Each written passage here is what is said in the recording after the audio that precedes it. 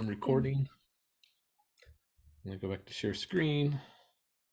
Oh, crap. Welcome, friends. Welcome. I'm trying to move things around here a little bit. You okay, Cheryl? Nope. Some days are like that. Those of you guys who are here, let us know where you're joining us from. I think I saw Tammy. Tammy, you're always a woman of mystery where you're gonna land in the day. Right in the chat where you guys are joining us from.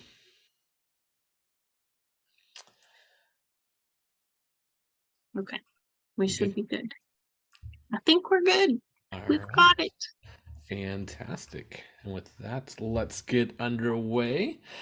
Hola, welcome friends from all around the world. Welcome TCKs. I am glad to be with you guys here for another episode of TCK Live. My name is Brett Taylor with Interaction International, and I'm joined with my amazing and fantastic colleague, Cheryl O'Brien, our TCK specialist, and also secretly a Disney princess, as we all know. And she's rocking the big tiara today. Love it. Fancy. Hey, we are excited to have on our special guest today, Megan Norton, who's going to be talking to us about adult TCKs and learn to belong. And I'll have Megan introduce her a little bit more formally in just a little bit. But if this is your first time joining us on TCK Live, welcome. We love our live guests, especially. You guys are extra fresh, and feel free to join in the conversation. If you guys have comments or questions, write those on Facebook Live, write those into the chat, and we will weave those into the conversation. And we'd just love to have you there. Especially easy if you're on Zoom to do it in the Q&A button at the bottom. It's easier for us to track it there, but please join the conversation. We've got people joining us from Orange County, California, Boise, Idaho, Sacramento. Thank you all for joining us, and other places, wherever you're coming from. Before we get underway and introduce Megan, though, I would like to remind you guys about some upcoming things that we have. Ooh, I'm having trouble doing a double share here. That whole talk and things at the same time is not working for me right now, Cheryl. There we go. That is unusual. Brett can multitask like no other. No, actually, I don't. I don't do that very well. My wife Oh, is you've just had making me fun of me fooled about for that years today. now. Yep. Anyways, we're happy to have Megan Norton, but also want to remind you about our Faith on the Move devotional for TCKs and cross-cultural kids experiencing transition. And Cheryl has done a fantastic job on a journal version of that to companion. So check that out. You can buy that. Might be a great stocking stuffer for you if that's your thing. Foundations is coming up in January. We still have room for 2 more in the cohort. If you're part of an organization and want to learn how to do a better job at caring for the TCKs, MKs in your organization, join us. We'd love to have you. And Among Worlds is about to come out with a new edition, and this one is going to be on risk. And I was talking to Rachel Hicks, our editor, and she said she has a lot of really good articles. So I'm excited about that, and I'm also excited that we're going to give it to you guys in a different version this time. So not only will you have it on the spread version, but we're going to put it into a blog version as well to make it more accessible for y'all. If you want to learn about interaction and the programs we're doing and any of the things we've just heard about, check out our website, interactionintl.org.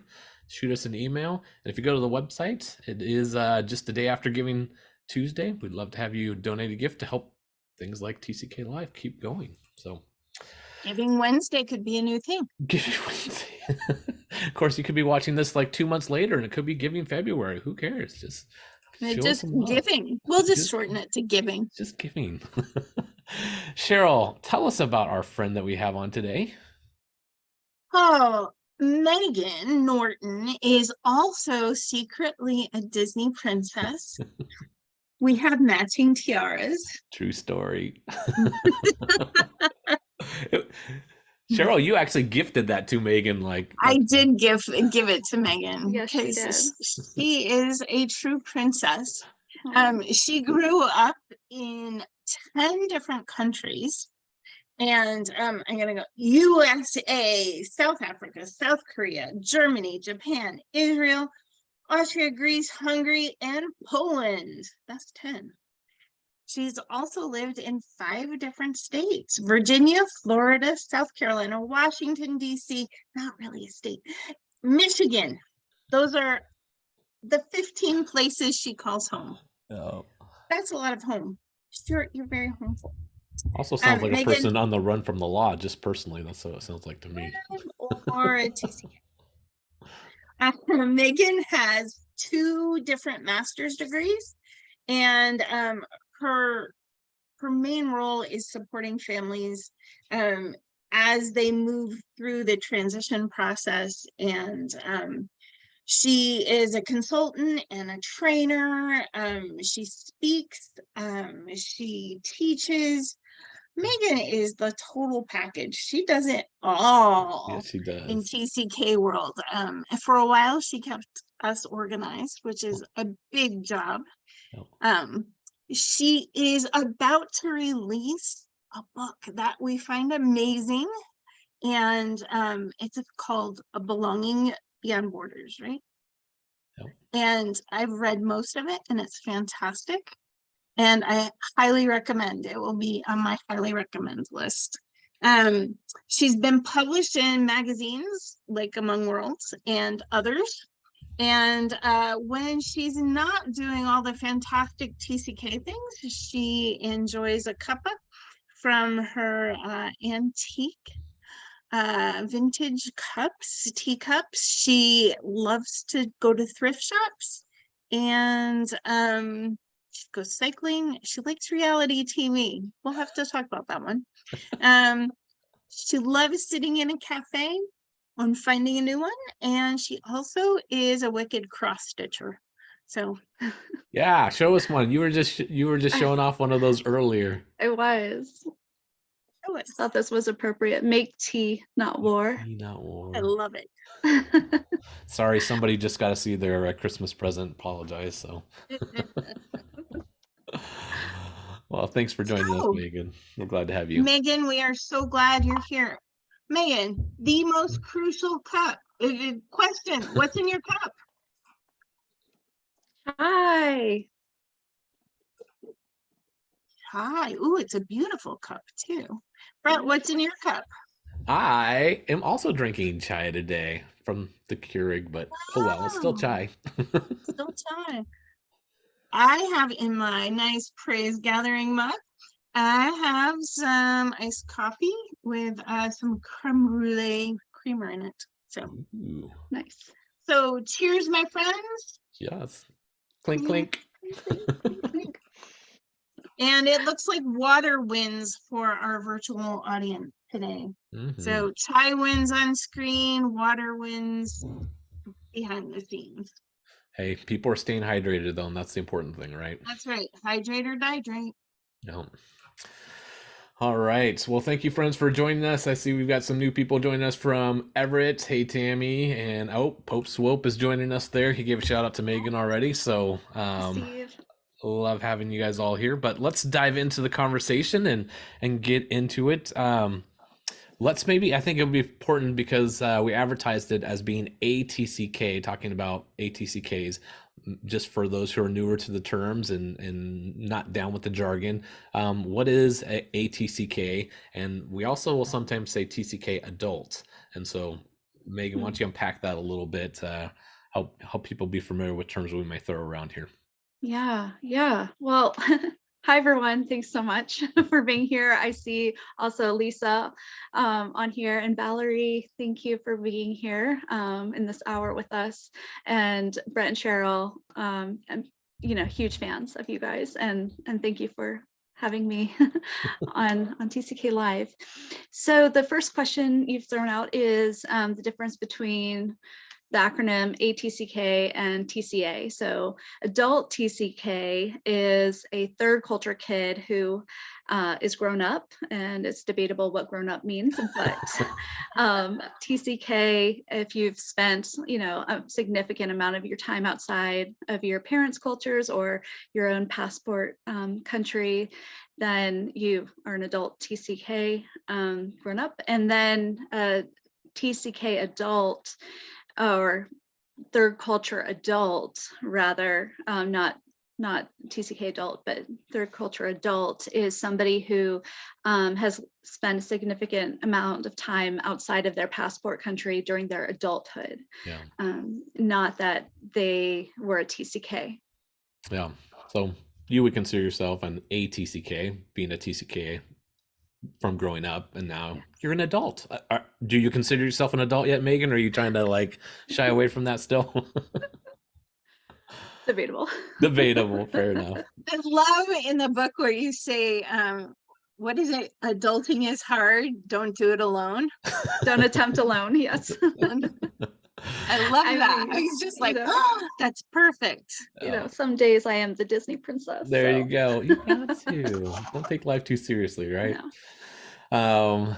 Anyways, so just for everybody who's joining us, that's kind of what we're talking about. We're mostly talking about ATCKs. So those who've grown up TCK and now are moving into adulthood, college, beyond, and that type of issue. So, Megan, you are unique. Some TCKs only kind of float between two cultures, two countries, and that's their primary exposure. You, as we went through the long list earlier, have migrated the world, if you will. Do you find that there are some benefits to that type of upbringing versus maybe some of the other TCKs, the ATCKs you've hung out, who've kind of been more bicultural, if you will, in their exposure?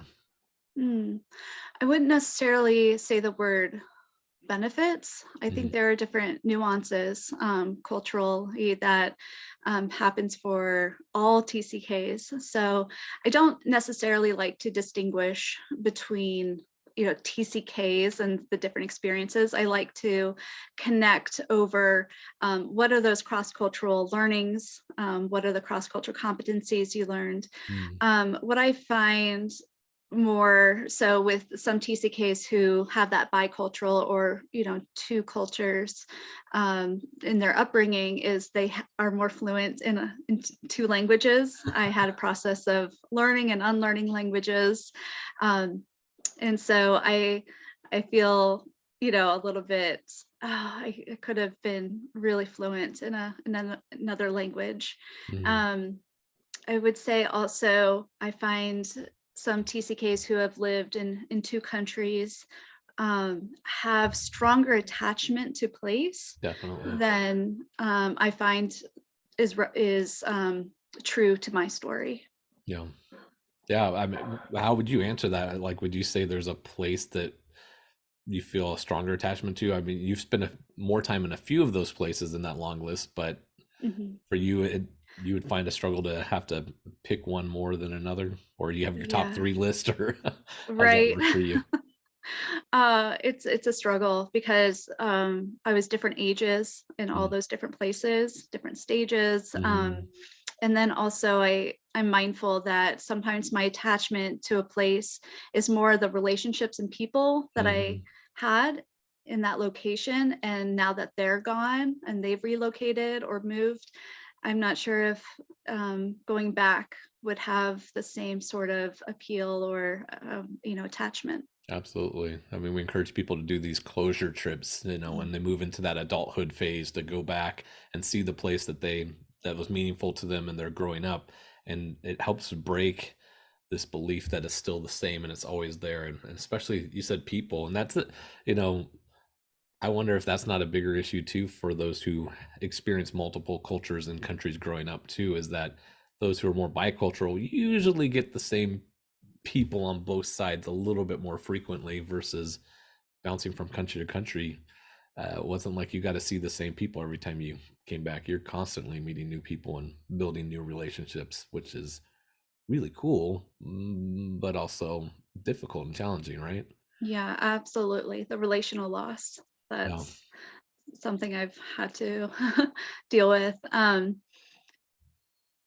Notably, I'm based in Michigan now, and that's a historical route. My dad's side of the family is from here, and it's been interesting in adulthood creating attachment to a place where the attachment was different as a child. Yeah, that's a lot.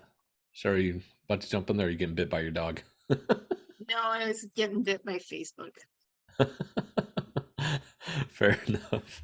Well, Megan, we are very excited. We made a mention of it before, but you have your new book, Belonging Beyond Borders, and it's like belonging, subtitle Beyond Borders. Is that right? No, is No. well, the title, yeah, Belonging Beyond Borders, and then the subtitle, How Adult Third Culture Kids Can Cultivate a Sense of Belonging. There you go. I had missed it up on my notes. I apologize. You worked out a wonderful title, and I wonderfully butchered it. So thank you for saving me on that. But soon It's to the be two released. fonts. What's that? It's the two fonts in the title There that we got go. read. There we go. Oh, look at that. Are you still not revealing the cover yet? Oh, no. No, Oh, it's a, Can we see the full 'cause cover? you can pre-order, right? You can pre-order. You can pre-order the ebook. I'm doing this through Amazon's KDP Publishing, and they Yep. don't have the feature where you can pre-order the printed book. So if you're an ebook reader, go ahead and pre-order. Pre-order, get it there. So super love cute. the I love cover. that. I love that suitcase, and actually that kind of plays into this a little bit more. But I want to unpack that a little bit more. But what inspired you to write the book? Taking that, I mean, everybody's like, "Oh, I'm going to write a book someday" or whatever. Nobody ever does. You actually did the hard work to do it. Congratulations on that. It's actually good. I've actually enjoyed reading what I have, so yay on that. Which is high praise. I'm a little picky on my books, but what inspired you to get into this writing process? Well, it's definitely been a journey to write the book. Foundationally, the concepts are based on my graduate work that I did at American University and in intercultural communication. And I find that going through that degree, I found it very therapeutic because it gave me language to understand more of my story and how to tell my story as a TCK through the lens of intercultural competencies. And so I had never taken that approach to really reflect on my journey. And so I began to do that. And then in working with TCKs and working with TCK caregivers, I thought there's something here where to intersect the cultural competencies, sense of belonging, providing language. And so I think it was just a journey of my own reflection, and then also translating the academic work into practical exercises. Yeah, and it really is practical exercises. Fantastic. Yes. Like I love the exercises in the book, that they're right there and that you do them first. You give us the answer. No. And you give us your answers. Yes. And it makes it like, oh, okay, it's not daunting then. Like if I read through your stuff, I'm like, oh, one, Megan is a real person. I can relate to Megan. Oh, I could tell her my story in this way, like, and fill in these boxes and do the thinking. And I love that you say, like, I'm going to challenge you not to skip this part. Like, stop and do it. Because I think when you're reading, you're like, yeah, I'll come back to it. But I love that you stop everybody and go, no, just do it now. This is how I did it. And it makes it so accessible. And the exercises are so well thought out. I love it. Thank you. Thank you. If you couldn't tell. I think Cheryl's doing an infomercial for you right there. That was pretty awesome. So yeah, no, it really is a good Megan. And to that point, even I would say, Megan, just my reflection is your honesty in sometimes sharing your answers, because I think TCKs, but even adult TCKs sometimes struggle to be honest because there's sometimes this feeling of the right answer and the difficulty of, if I'm not doing the right thing, if I'm not being perfect, I'm not have it all together, there's consequences to my family or other things. So I've got to pull it together. And so your honesty sometimes in your answers and having maybe even non-traditional answers or non-acceptable answers in some context, I like the realness, and I think it invites others to be a little more real too. So this process was, I would say it was a journey for you, right? Yes, yes. And it's always a vulnerable thing putting your work out there, and especially vulnerable when it's personalized, and I share parts of my story, I Mhm. share parts of my identity in the book, and so I appreciate you affirming that it's helpful to have that authenticity in the book. Yeah. Yeah. That's scary to kind of let people in and you never know who's going to see that. So good for you. Kudos on Thank that. you. Well, and then I think the part of the challenge is then people feel like they know you, Yeah. right? When they meet you after they've read it, and you're like, yes, you know this piece of me. Yes, yes, exactly. And Yeah. I wrestled with a bit, going back and forth what to put in there. But it's also, I talk about boundaries in the book, and Hmm. I had to exercise boundaries of what I wanted to be, out there in my personal narrative. Yeah. I think in that context, and you have a unique role in that you work in many cross sections of the TCK community. You're working with military diplomats. You're working with secular and faith-based missions organizations. You know no boundaries in that area of work, and yet you chose to do something that maybe was a little risky or dangerous as an author. You kind of introduced your faith into it a little bit. And it's not an evangelistic book. Don't no one should misunderstand it. It's no one's going to come to Jesus reading your book. But that's part. What you could have easily omitted that. Why did you choose to incorporate that into the writing? Yeah, that's again something I wrestled with. Um, I had some pre-readers, some beta readers who said that they didn't feel comfortable endorsing my book because I do incorporate my Christian faith journey, faith traditions, my belief system in it. Hmm. But and also it was eye-opening to me to have readers who don't align themselves with same truths that I align myself with, and also different faiths, read it, because, for example, I quote some Bible scriptures in the book, in my book, and I use an abbreviation um, like NKJV, and my beta readers are like, what does that even mean? And that was so helpful for me to go through that process of, if I'm talking about having a sense of belonging, and belonging is such a universal truth, and then Hmm. I'm alienating readers with not explaining how I'm quoting scripture or whatnot. It was a real eye opener and challenge for me to incorporate my faith in a very open way, in a way that wasn't prescriptive or um, saying take it or leave it. Ultimately, I believe the sense of belonging does have a spiritual component. And as I was weaving personal narrative in the book, I thought it was only crucial to holistically show who I am and my Yeah. sense of belonging to include faith. Yeah. In the end, it's not about if the reader agrees with me or not.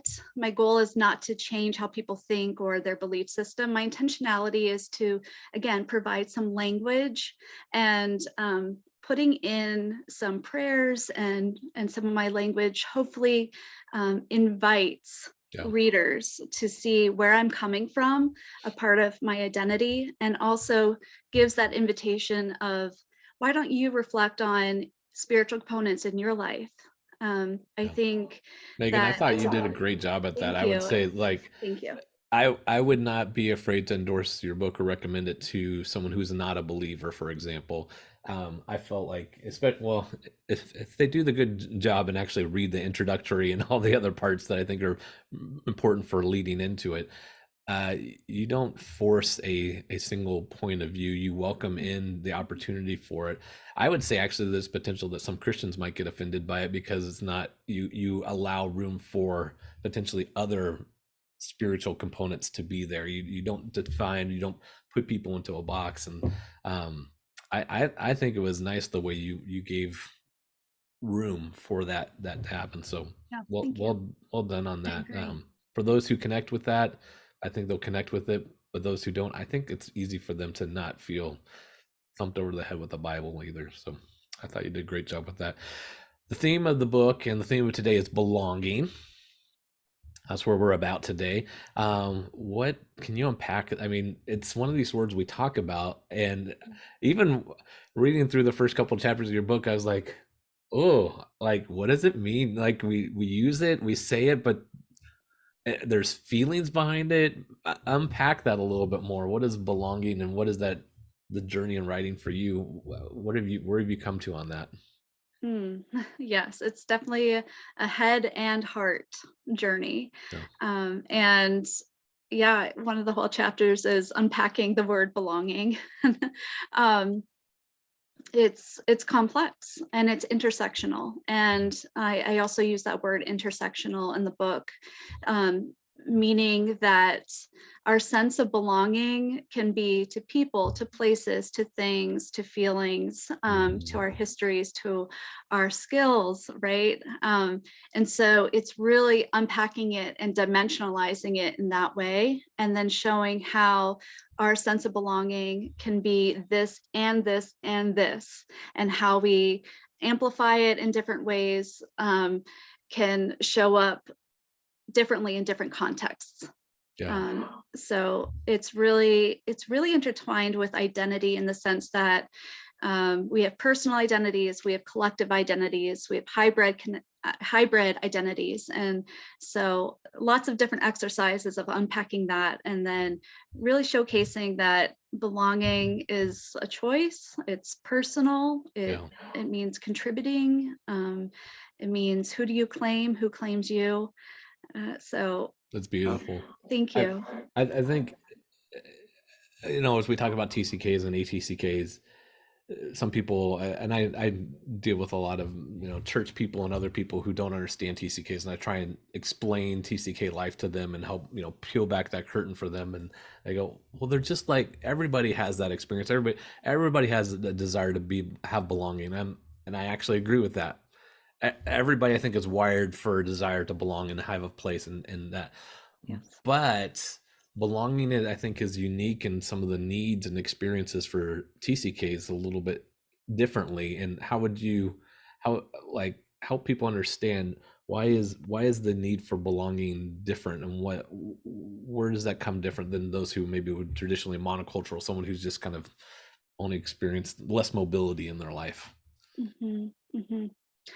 Well, a part of belonging is being known by people. Hmm. And when you have the high mobility factor and relational loss, sometimes you don't feel that you belong because nobody knows your past history, and even like in schools, or were you the class clown, or were you the best at sports, and so TCK sometimes have these frayed attachments Hmm. to people, to places, to beliefs, and so that can be the complex added complexity to how Hmm. TCKs have a sense of belonging. Um, Now, I don't harp or focus on that in the book. I focus on, okay, this is truth, and this is sometimes relevant for all TCKs. And then I want to encourage and affirm that actually having those experiences, TCKs, you can lean into your ability to amplify different voices. You have been perhaps part of the majority population, or minority, or marginalized. And so I want to again showcase and give language to how have you in your past moved in between different cultural contexts, Yes. different communities, and now as a young adult, how can you continue to bridge communities? I think my one of my main messages in the book is our sense of belonging is not only bridging differences but bonding. So we talk about be bridge builders, be bridge builders, but what happens after you bridge the build? You want to bond. And I think TCKs have that unique skill set to cross the bridge, take someone's hand and move them and go back and forth. So unique issues, I would say unique talents. I love that. Right, you're muted. Oh, sorry, my dog was barking. Sometimes we talk about, feeling like you belong to a place. For me, being monocultural, growing up in California, I can kind of claim that I feel like belonging there. Although I've lived in North Carolina now long enough where I don't really claim belonging there as much. I feel like, but I've got connection to place in that way because of stability in my life. Or sometimes we talk about belonging to people and stuff. How does the belonging to places and people impact our identity? And is that, for TCKs, is that good? Where's that? You challenged my Sorry. thinking on that, so go into that a little bit more. Sorry, Yeah. I have to explain my laughter first. Okay. Timmy made a comment in the chat about that's why Brett loves In-N-Out. That's right. That's his connection. That's my connection to In-N-Out California. Yeah. In-N-Out burger. Yep. Oh my goodness, now I get it. Tammy, I saw your message. And I was like, I don't get it. So thank you. And I I'm love sorry, In-N-Out too. Megan. I was just like not laughing at what Brett was saying. So. Yeah. So Brett, to your point about a question, I think people, place, identity, they're intertwined. They impact, each other. So one thing that I do in some of the exercises is, I have a series of self-reflection questions in each chapter. And what I want to do is help the reader to reflect on what messages have they heard growing up from people and from places, from cultures, and how has that shaped or informed their identity. And there's one chapter there where I'll ask the reader to map out in terms of time. Like you look at your identity this time and in this place and time and place. And then you can look back and see, okay, why did my identity perhaps shift in this way? Or why internally did I think that? Or externally, why did I show that? And so I think it's just helpful also if you have a mentor, if you have a coach, a therapist, to help them see a timeline when they want to understand, okay, what has formed you, what is true, what are you saying about yourself, what do you believe about yourself, and where does that come from? And I think that mapping can help a lot. Yeah. There was another thing you wrote in there about belonging, and I think it struck me. It said finding our sense of identity and belonging in who we are rather than what we do, and that almost runs counterculture, at least to the U.S., because first thing, hey, how are you do? What do you do for a living? Yes. It begs that identity, begs that sense of who you are and what you do. I'm a stay-at-home mom. I'm a doctor. I'm a garbage collector. Whatever your thing is. How does that impact belonging then? Yeah. And even in the US, when you get back from vacation, it's like, what did you do on your vacation? Rest, slept. It's not validated, but did work. right. Yes.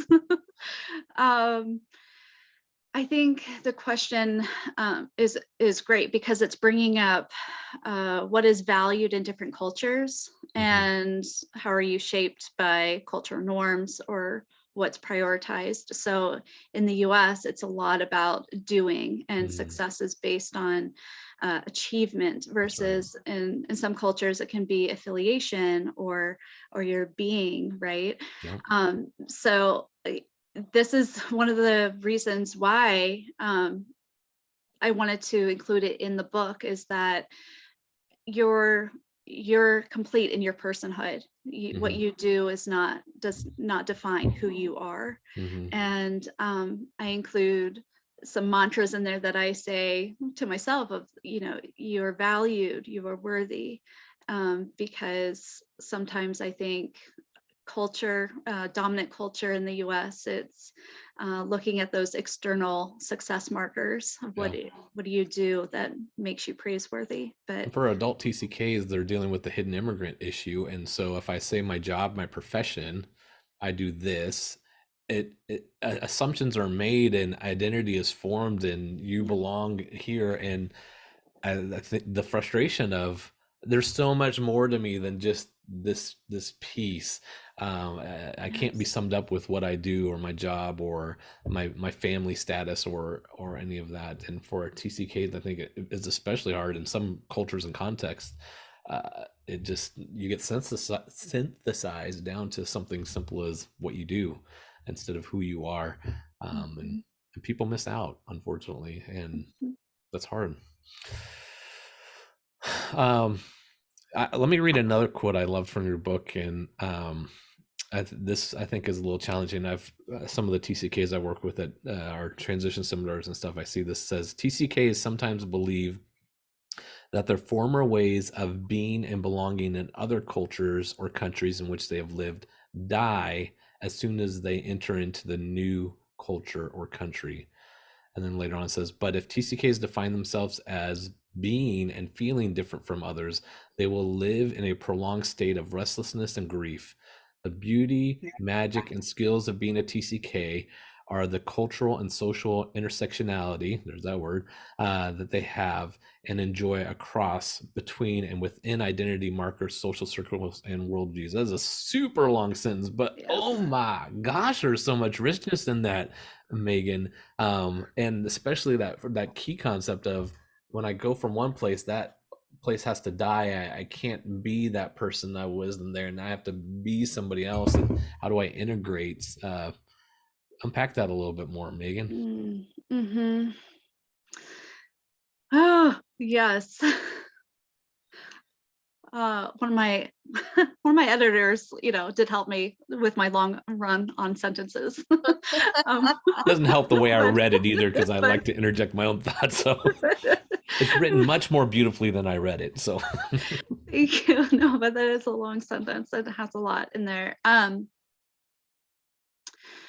One thing that I'm learning in my adult TCK reflections and processing is how perhaps I didn't do, and nobody's fault, it's just, it wasn't a norm or something we did, but debriefing, where have I been? What did I experience? How did that impact me? And how does that shape me moving forward? And so I think it's important to reflect on the experience, reflect and learn, because you can say I'm a TCK, or yeah, right. You can say I'm a TCK, but that doesn't that doesn't tell me anything really about who you are and your mm, experiences. mm, And so don't rest on that label. Um, don't rest on that when you're talking about yourself and your identity, but really, what are the social and cultural affiliations you have, yeah, and what are your skills, what are your talents, what have you learned as living in different cultures? And mm, so I think that's important. And then also restlessness and grief can creep up in there if you yeah, internalize the message that I don't belong or I have to keep moving. And so um, not defining themselves as being different, but defining and feeling like, where can I use my skill sets in the different communities in which I belong now? yeah. And there's a tension there because TCKs are different, if we want to, then you'd say a monocultural. There's differences there, but differences doesn't have to be exclusive. It doesn't have to be them or us, but that difference can actually be brought into intersexuality again, and saying let's bring what I have, my uniqueness, and contribute into my current environment where I'm living, the people I'm there, and hopefully still find belonging there despite sometimes my differences that I bring into those contexts. You talk about you kind of use as a metaphor for through your book this idea of a garden, this analogy, and first of all, I have to get in. It's a side thing that it just made me laugh because of my It experiences. made me But laugh too. I don't know you what you're doing. you can't grow tomatoes. What is that about, Megan? I just read that and I'm like, okay. I did put that in there. Yeah. You've tried this It apparently a few times. I'm just guessing. failed attempts multiple times. I don't know what I'm doing incorrectly or wrong, or I don't know. That's so funny because I'm like almost the opposite. Anytime I've tried to grow something, tomatoes, I first of all I don't like them, but secondly, they just keep coming, and everything else, like I grow carrots and they're like that tall, big, corn can never get corn. Anything ever else I've tried to grow, nothing works but tomatoes. So I thought it was like, you and I need to compare notes or something. You show me how to grow everything else, and I'll teach you tomatoes. I don't know. So. Perfect. You use the analogy of a garden though for belonging, and it was inspired by actually out your window. Apparently, is that right? Well, yes, partly. Yes. So I'm currently based in Michigan, and it's been a historical route in that I would come back here during like home leave assignments or summers and things like that. And my grandma was a huge gardener, both for vegetables, fruits, and also flowers. And so yeah, being on this land, being here, seeing some trees that have been anchored here, steadfastly my entire life, it kind of was like, wow, yeah, I belong to this land in a way. Oh my gosh, you're making me sing it like the patriarch. This land is your land, this Oh, land is my land. I got that song too. Oh, I don't think that's what you're going for though. But explain that metaphor a little bit more. What is the idea of how does belonging connect to gardening, yeah. and what are you wanting people to connect that piece to? Yeah, absolutely. Well, I started reading gardening books, um, just thinking about, how do I grow beautiful, beautiful plants like my grandma did? And there were so many connections, and so I began each chapter with a garden analogy. And so it really and it's endless, like you can really compare growing and watering and uprooting and replanting in so many different ways with the TCK story. But ultimately, one of the driving undercurrents is maintaining the space for growth and having a growth mindset and knowing that it takes time. So maintain that posture of patience, maintain a growth mindset that yes, there's going to be seasons of of of blooming, of waiting. And so every chapter, it's just trying to set a tone for how does growth look in comparison with belonging. Yeah, I like it. There's another quote. I don't usually bring this many quotes up, but he had so many like nice little pithy quotes in there. And this is one of the sentences that I read and I misread the first time because it's something that sounded normal, and then you switched it up at the end and it screwed me up, and it was good. You said, it's okay to miss our family, friends, upbringing, and former places of belonging.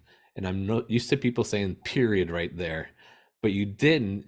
You put a dash and said, and also not miss them at all. I'm like, oh snap, you didn't just say that.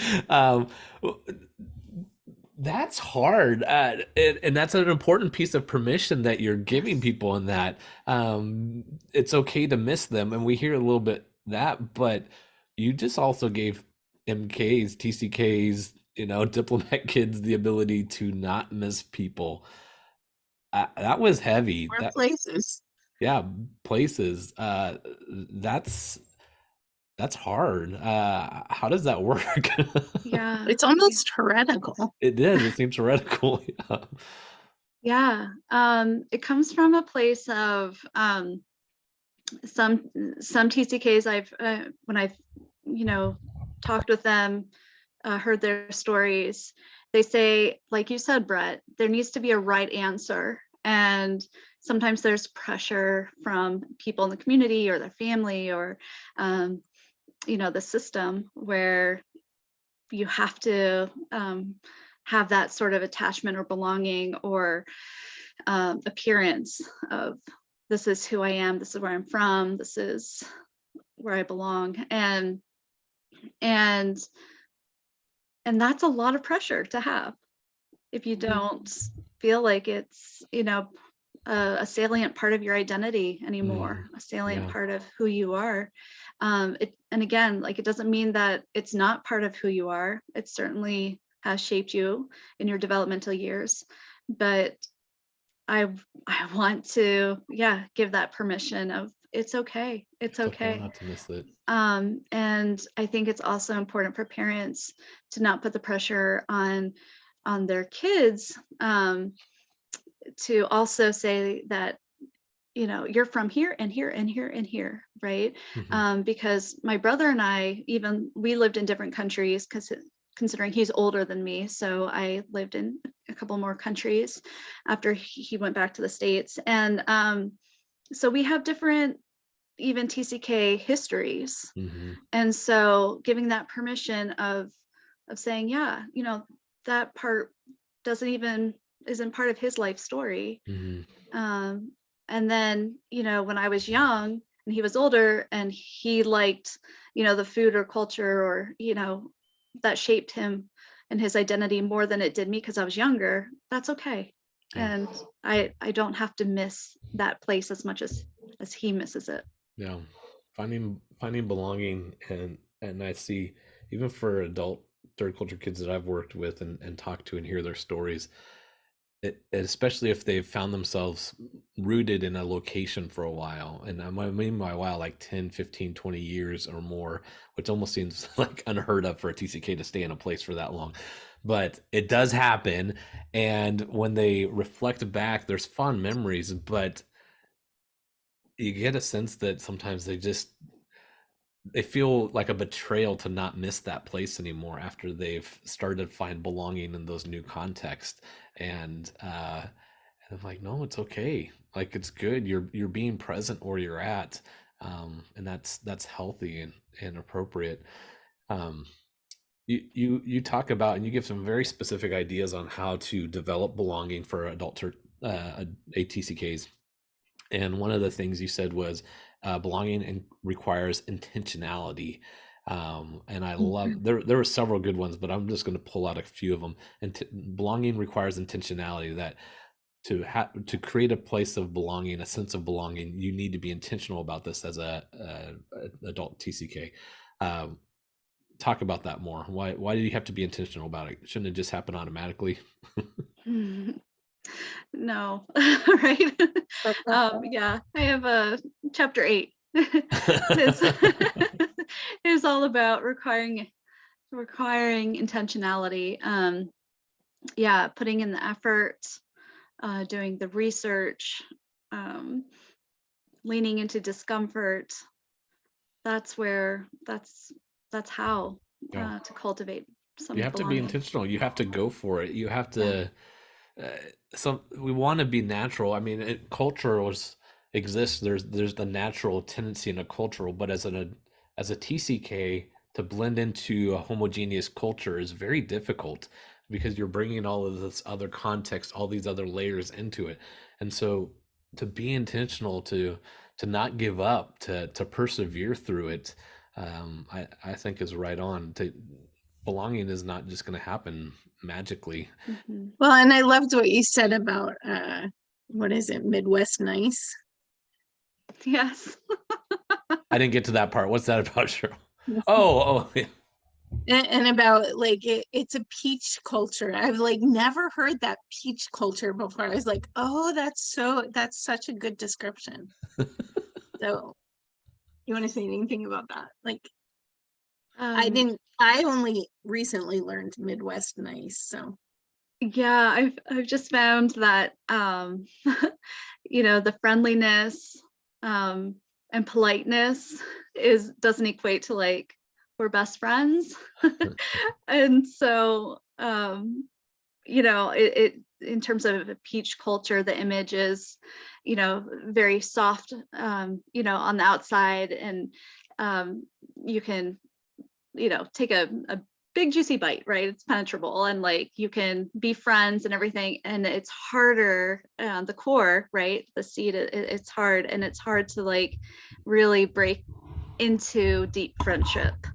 And so that's the image of peach, right? I It's love friendliness, that. politeness, and then a little bit harder to be vulnerable. Be careful. Yeah. So be intentional. Another one you said though, and this is a hard one for me, and I think people who know me will understand this, but belonging can mean productive silence. I don't do silence very well, but I was challenged by that. Megan, what does productive silence mean? Hmm. Yeah. Again, it's resisting or holding back to react or respond in a moment. Um, Perhaps meaningful silence is better than meaningless words. And when I think of that, I think of in times of grief when it's so powerful to actually have someone present, and um, they don't necessarily have the words to say, or and that's okay. The productive silence is them being present with you. Mm-hmm. Just kind of that pause sometimes too, and just not reacting. That's hard. I love it. Another one though is belonging means contributing, and this for me was a passion. For I think I would love to advocate for TCKs to embrace this idea of contributing. What were you? I got something out of that, but what did you intend for that to mean? Mm-hmm. Well, again, one of the chapters is about giving and receiving, Hmm. and the giving part is contributing. And there's multiple ways to contribute. You can contribute your time, your skills, your your money, um, your your creativity, right? So there are many ways to contribute, and so expanding that idea of, oh, I have nothing to offer. Um, so that's one element of it. The other element is thinking about how we're our time here on earth is very limited, and so what is our assignment? Like, what gifts have we been given um, to contribute to the larger story of the world? What's going to be our legacy? What kind of difference do we want to make to society or even to one person? And sometimes we won't have the privilege of seeing our impact, but we have the privilege of knowing that what difference we do makes a difference. Hmm. I've noticed that TCKs and ATCKs have that superpower of observation, because they're bringing in a lot of different cultural contexts. They're great at observing cultures and learning and do it, but often they do it by sitting back and watching. Mm. But the difficulty of that is if you sit back and watch, you're not participating, you're not contributing, you're not putting yourself into that, and it causes a two-way problem. One is you don't put yourself in there because you're holding back, and belonging can't exist unless you're reaching there. And what I always challenge our TCKs and ATCKs with is that it's important to share what you have. You have some amazing gifts, and they need some of what you have in different contexts. And this works in not just in personal relational, it works in the business sense. I've in the classrooms, uh, contribute, give, share the richness of yours. And unfortunately, sometimes that does mean getting slapped down because people aren't ready for that, and that is a risk you have to take. So do that wisely, but contribute. And when you do, you have that opportunity for a deeper sense of belonging that you might otherwise not. That was my. I love that part though. I love that. Yeah, I love that. Thanks.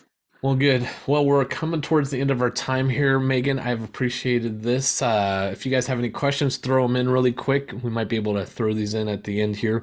But Megan, just in general, what are you encouraging adult third culture kids? What are some of these things to help them? Give them that like little closing comment. This is what you should do, or this is what you should try. This is what you should risk as a ATCK if you're struggling in your context wherever you are to develop a sense of belonging.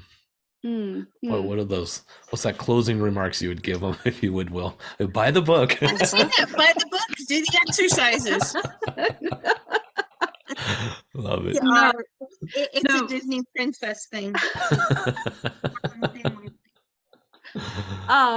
No, but I think there's so much power in the word "and." Our experiences are not either or. Take that intersectional approach of what can I offer my community where I'm at right now locally, and how can I also think about collaboration? How can I think about how to use my skill sets in different sectors? I think TCKs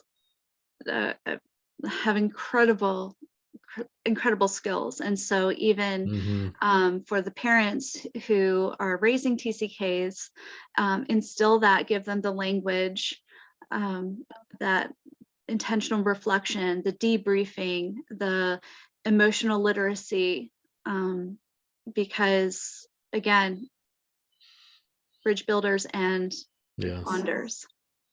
Oh, so good, Megan.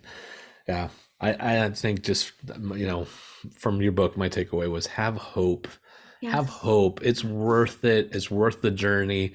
It will take time. Be patient, but have hope. It is possible, and you can have a beautiful garden out your window or growing on your suitcase book, which is what I loved about that picture. The idea of a suitcase with a garden growing out of it. Yes. And we all have baggage. That was also, an undercurrent theme. I love it. Some of us have carry-ons, some of us have cruise ships. Oh, very well. Well, that does it for today for our episode of TCK Live. Thank you, Megan, for joining us. Tell us your info. How can people find you and do the books and things like that? Give us the 411 on all of that. Well, thanks, Brett, for putting my website, my little name tag here. adultthirdculturekid.com is where I put my writings, and my book will be live, if everything, no more hiccups, please. Live for purchase next week, a week from today, December 7th. And that'll be on Amazon, where you can purchase, and I'll put that information on my website. And I'm very active also on Instagram. My handle is adults third culture kid. Yeah. Well, thank you, Megan. This is our last episode of season 6. Thank you for all of our friends who've joined us for the journey. And yes, thank you. We love it. We also love your recommendations. You guys give us some great people, and we seek them out, hunt them down, and get them on, and you get to hear from them that way. So if you have recommendations, we would love to hear them. Topics you would like to hear, let us know. We can bring in those people, but we look forward to seeing you in season 7 coming around into the new year. And just as a reminder, if you are looking for a stocking stuffer, besides Megan Norton's excellent book, if you have extra room in your budget, maybe consider getting something for the TCKs in your life, our 30-day devotional. And if you're interested in taking the foundations class, we still have a little bit more room. And Among Worlds is coming out probably in like 2 weeks, early December. So be on the lookout for that. We would love to have you participate in all of that. InteractionINTL.org is where you can find us. And it's where you can send money too. You send them money too. That's right. So Because thank you it's for all giving. that's right. A lot of comments in the chat there for Megan. Hope you're able to read that. It says some Merry Christmas humans from Bob Albert. You're so funny. Tammy's excited about your book. Aaron, thanks for joining us. All the rest of you, we will see you next time. God bless. Have a good Christmas holidays and celebrate however you do. Take care. Bye now.